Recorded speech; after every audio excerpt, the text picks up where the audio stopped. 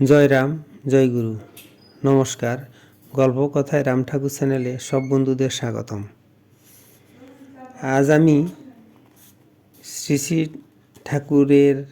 ঠাকুর দর্শনে গেলে যে কিছু নিয়ে যেতে হয় সে সম্পর্কে একটি ঘটনা আপনাদের কাছে বলবো।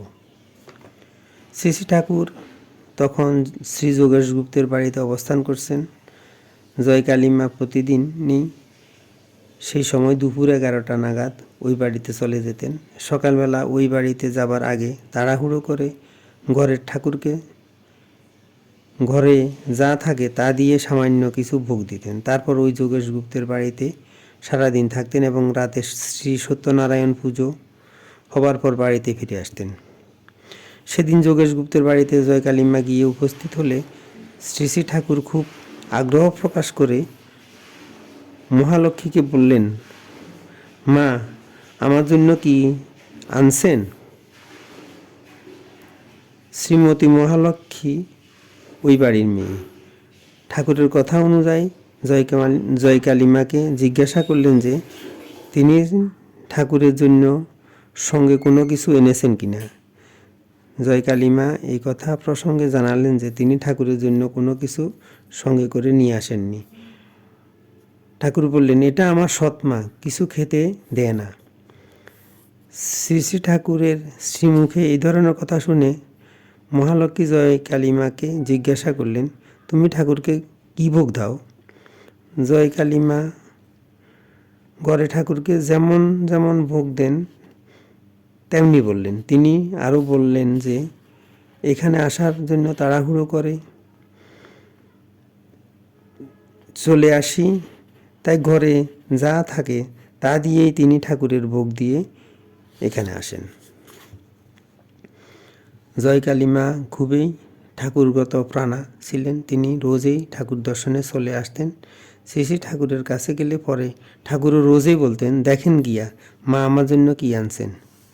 শ্রীমতী মহালক্ষ্মীও অনুরূপভাবে রোজই জয় কালীমাকে কিছু নিয়ে এসেছেন কি না জিজ্ঞাসা করলে একই উত্তর লাভ করতেন যে জয় কালীমা আসার সময় ঠাকুরের জন্য কিছু নিয়ে আসেননি।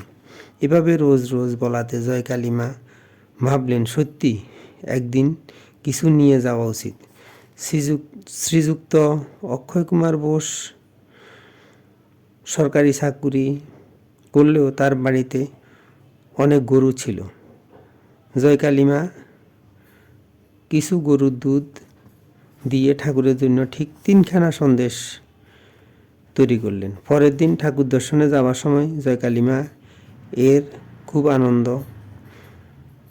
আজ তিনি ঠাকুরকে কিছু দেবেন ভেবে খুব পুলকিত।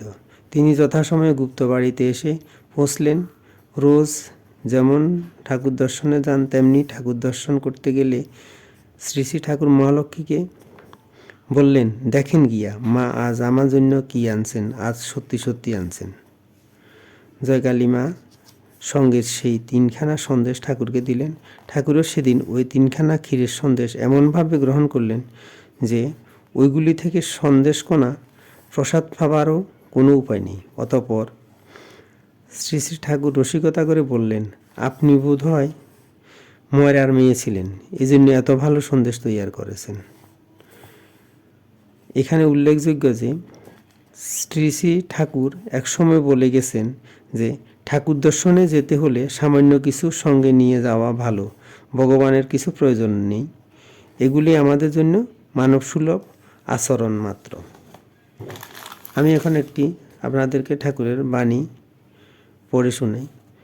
ঠাকুর বলেছেন, পিতামাতার তৃপ্তির জন্যই লোক সন্তান প্রয়াসী হয় এবং পিতার ইচ্ছা পূর্ণ করাই সন্তানের ধর্ম।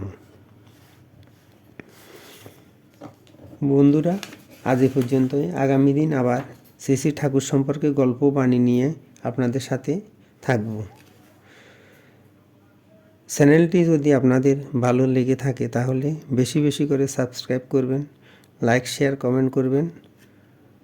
ধন্যবাদ, ভালো থাকবেন। জয় গোবিন্দ, গুরু কৃপাই কেবলম।